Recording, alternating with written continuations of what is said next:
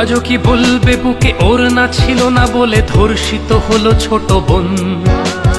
8 বছরের ওই ছোট্ট শরীরে যৌন লালসা করেছ পূরণ।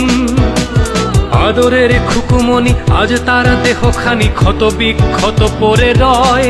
তোমার যৌন কামড়ে সে তো চিৎকার করেছিল, কাঁপেনি কি তোমার হৃদয়ে? দেশে চলে ধর্ষণ, ঘুমোচ্ছে মহাজন, সে তো শুধু গদিটাই চায়।